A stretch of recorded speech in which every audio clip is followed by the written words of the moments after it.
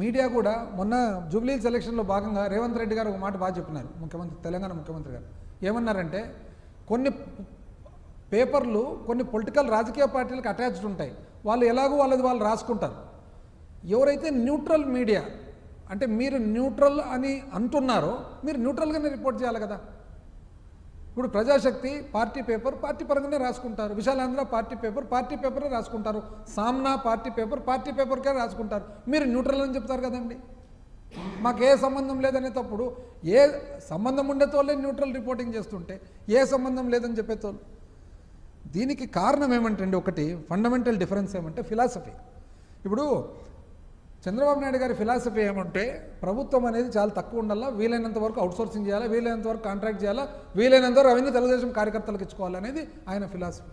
రాజశేఖర రెడ్డి గారిది, జగన్మోహన్ రెడ్డి గారి ఫిలాసఫీ ఏమంటే ప్రభుత్వం పరంగా ఉండాలా, ప్రభుత్వ పరంగా ఉద్యోగస్తులు ఏదైతే పనిచేస్తున్నారో వాళ్ళ దాంట్లోకి మనం రోజు తరచుపోయి మనం జోక్యం చేసుకోరాదు, వాళ్ళకి ఇండిపెండెంట్గా వదిలిపెట్టేసి వాళ్ళ పని వాళ్ళు చేసుకోవాలి. మీది ఎంతసేపు కూడా ప్రైవేటైజ్ పరణ. అందుకని మీరు ఇంతకు ముందు కూడా ముఖ్యమంత్రిగా ఉన్నప్పుడు నిజాం షుగర్స్ నుంచి లెక్క పెట్టుకుంటే అన్ని ప్రభుత్వ రంగ సంస్థలన్నీ కూడా ప్రైవేటైజేషనే. ఎందుకంటే మీ ఆలోచనే ప్రైవేట్ ఉండాలా, ఆ ప్రైవేట్లో మీకు నచ్చిన వాళ్ళు ఉండాలా, లేదా పార్టీ పరంగా ఉండేవాళ్ళు. చిన్న ఉద్యోగాలు అయితే పార్టీ పరంగా ఉండాలా, పెద్ద ఉద్యోగాలు అయితే మనకు నచ్చిన వాళ్ళు ఉండాలి. మీ ఫిలాసఫీ అది. ఆ ఫిలాసఫీ మీకు ఉంది కాబట్టే ఈరోజు మెడికల్ కాలేజ్, ప్రభుత్వ మెడికల్ కాలేజీలు 17 మెడికల్ కాలేజీలు ప్రైవేటైజ్ చేయాలని చెప్పి, చివరకు గుళ్ళల్లో ఉండే పారిశుద్ధ్య పని కూడా మీరు ఈ మధ్యలో ప్రైవేటైజ్ చేసినారు. ప్రైవేటైజ్ చేసి ఎవరో ఒక వ్యక్తికి ఇచ్చినారు. డాక్టర్ పివి రమేష్ గారు అని చెప్పి సీనియర్ ఐఏఎస్ ఆఫీసరు, విశ్రాంతి అధికారి, 2024 ఎలక్షనప్పుడు నిజం చెప్పండి మీకోసం చాలా కష్టపడి పనిచేశారు. ఈ మధ్యలోనే ఆయన చాలా చక్కగా మాట్లాడినారు. ఏమని అన్నారంటే, ఇది చాలా తప్పు, పీపీపీ అంటే కేవలం ఇది మీకు నచ్చిన వాళ్ళ చేతుల్లో పెట్టేదానికే చేసేది పీపీపీ అని విశ్రాంతి అధికారి డాక్టర్ పివి రమేష్ గారు ఈ 2024 ఎలక్షన్లో మీకోసం చాలా కష్టపడిన వ్యక్తి. ఎంప్లాయ్మెంట్ గురించి మీరండి చెప్పేది, అసలు ఎటువంటి ఎంప్లాయ్మెంటు? లక్షలాది మంది ప్రైవేటు కాక లక్షల మంది ప్రభుత్వం ఎప్పుడు లేదు.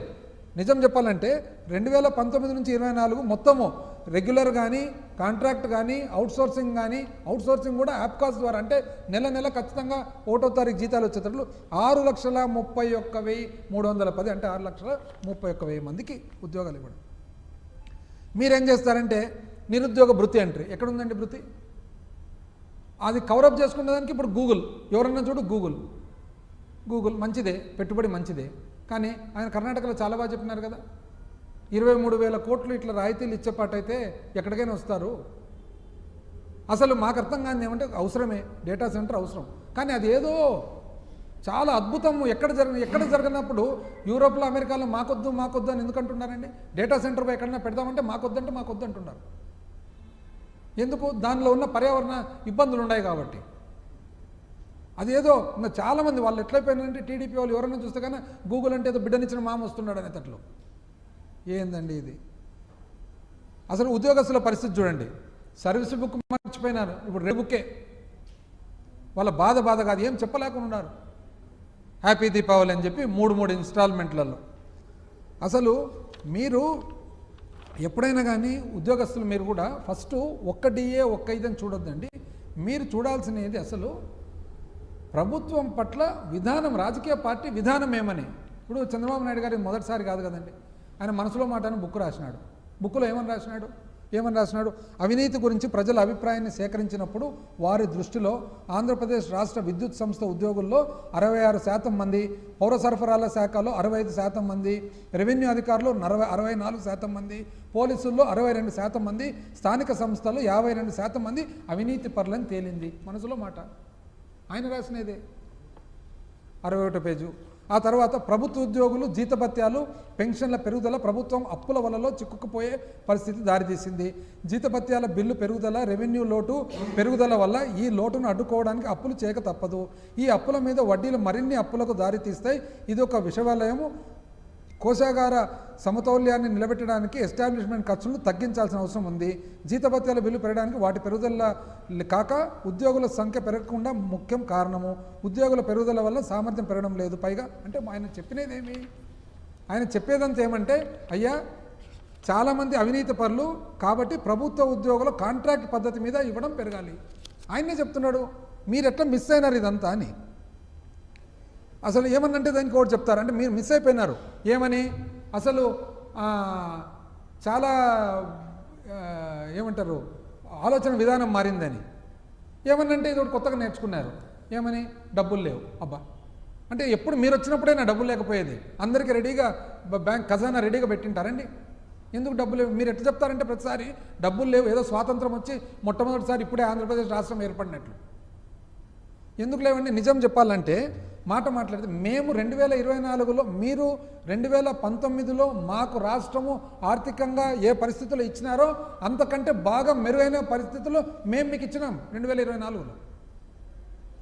అసలు నిజం చెప్పాలంటే ఒకవేళ స్థూల ఉత్పత్తిలో అప్పులు అనేది ఒక భాగంగా చూస్తే 2014-19లో 7.2% ఉన్నింది.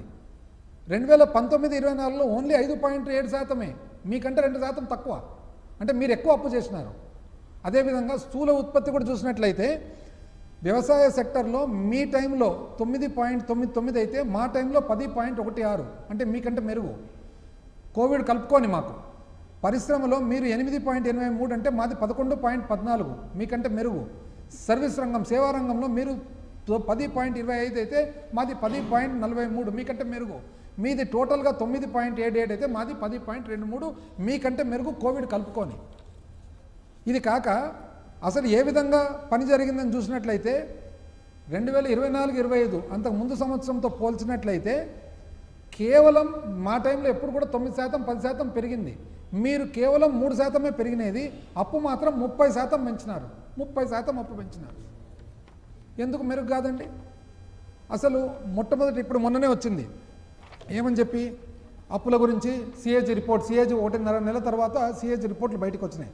బయటకు వస్తే జిఎస్టీ అంటే పన్ను కేవలం మీరు ఈ ఫస్ట్ 6 నెలల్లో పోయిన సంవత్సరంతో పోల్చినట్లయితే 2.7% మాత్రమే పెరిగిండేది.